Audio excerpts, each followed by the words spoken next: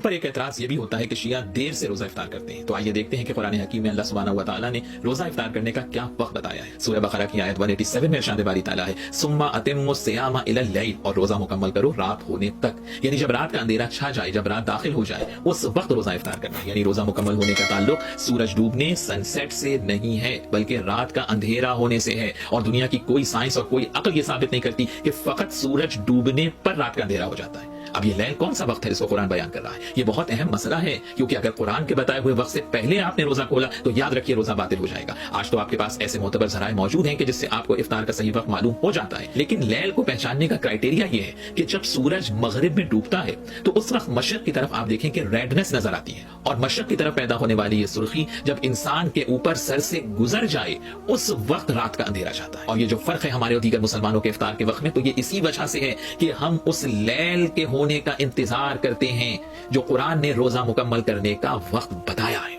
یہ بھی یاد رکھیے کہ جو روزہ افطار کرنے کا وقت ہے یہی مغرب کا بھی اول وقت ہے۔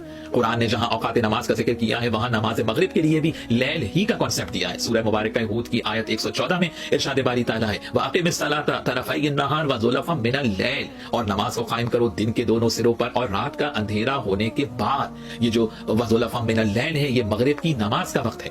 تو اب مغرب کی نماز کا وقت اور افطار کا وقت یہ دو الگ الگ وقت نہیں ہیں، یہ ذہن میں رکھنے کی ضرورت ہے۔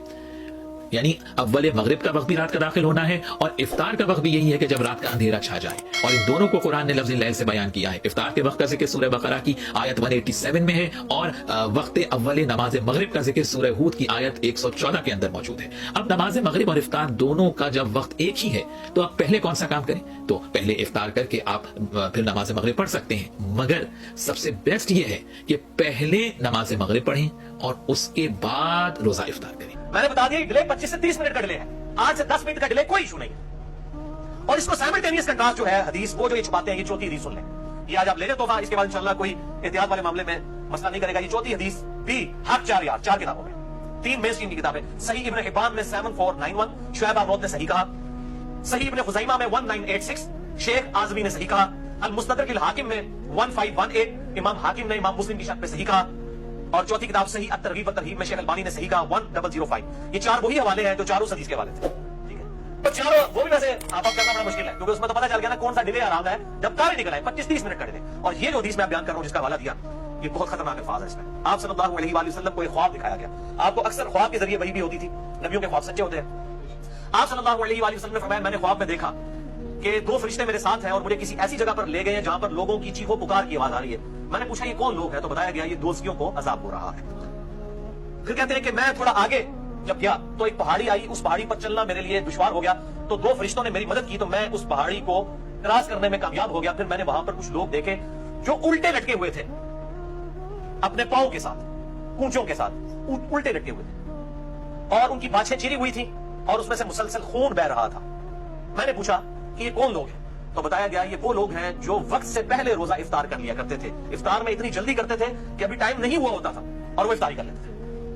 اب یہ ہم پوچھتے ہیں یہ لوگ کون ہیں؟ اہل تشیع تو نہیں ہو سکتے، وہ تو ڈلے ہیں، ان کے پاس آپ نے ڈلے والا چھاپ لگا دی، فتویٰ لگا دیا، جو میں نے فتویٰ اتار دیا ان سے، اور ایک سنی منصف مزاج منہج والے شخص کی طرف سے یہ الحمدللہ دلائل سامنے آئے ہیں، یہ کسی شیعہ عالم کی طرف سے نہیں۔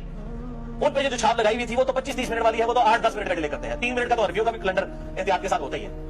اچھا یہ جو جلدی افطار کر رہے ہیں شیعہ تو نہیں ہو سکتے، اہل سنت میں سے بھی حنفی نہیں ہو سکتے، ان کے تو 3 منٹ احتیاط کے ساتھ ہے۔ پیچھے کون بچ جاتا ہے؟ ہم یہ پوچھتے ہیں کہ کون لوگ ہیں جو روزہ جلدی افطار کرنے کی وجہ سے جن کو قیامت والے دن عذاب ہوگا۔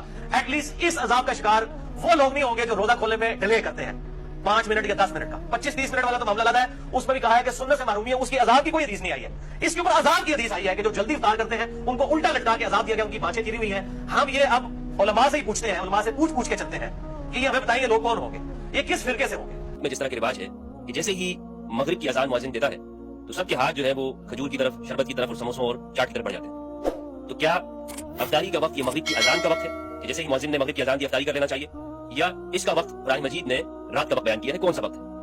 اہل سنت کے ہاں سورج کے غروب ہوتے ہی رات شروع ہو جاتی ہے، اس لیے جیسے ہی مغرب کا وقت داخل ہوتا ہے تو یہ کہا گیا ہے کہ آپ روزہ افطار کر لیں۔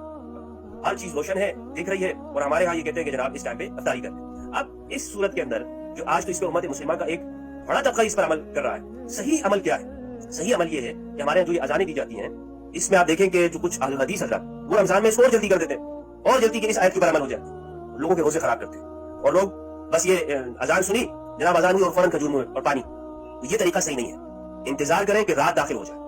अपने आप से हमें शरीयत से आगे नहीं बढ़ना चाहिए। कुरान मजीद में जब रात का लफ्ज है तो रात को ही करना चाहिए, रात को ही फिर इफ्तारी जो है होनी चाहिए। इस तरह शुरू में फरमाया उहिल्ला लकुम लैलतुस सियामी अर्रफस, कि रोजों की रातों में हमने आपके लिए रफस, बेगमा के पास जाने को हलाल करार दे दिया। वहां पे तो कोई ये नहीं कहता कि जी मुंह में खजूर रखी और जो है वो बेगम के पास चले गए। वहां पे रात का माना क्या है? हर एक ये समझ रहा है कि रात से मुराद वो रात है, लेकिन यहाँ अतिमो सियामा इलल लैल के अंदर आके वो कहते नहीं, रात से मुराद यहाँ पे मगरिब है, मगरिब की सूरज गुरूब हुआ और बस यहाँ पे जो है अब वो इफ्तारी कर ली। तो दुरुस्त ये है शिया सुन्नी इस इख्तिलाफ के अंदर कि बेहतर तरीका ये है कि हम इंतजार करें, जब ये सुर्खी इर्द गिर्द में ये गायब हो जाए तभी हमें इफ्तार करनी चाहिए, और यही दुरुस्त तरीका है। और जिसमें हमारे भाई शिया इस पर अमल करते हैं, ये कुरान मजीद की आयत के पर अमल करते हैं। और हम ये जो है उसी के अंदर आके इस पे शिया 10 वो तो मुसलमानों से अलग इफ्तार कर रहे होते हैं। हमारा ये कॉन्सेप्ट बन गया है, शो की अज़ान अलग है, उनकी इफ्तारी अलग है, उनकी सहरी अलग है। अरे भाई, अगर कोई कुरान पे अमल कर रहा है तो आपसे अलग तो नहीं हुआ, आप उनसे अलग हो गए, कुरान से अलग हो गए। आपको कुरान मजीद समझना चाहिए था, लेकिन आपने अपनी अना का मसला बना लिया कि नहीं, अब वो करते हैं तो हमने तो कुरान पे अमल नहीं करना, हम कैसे कुरान पे अमल करें?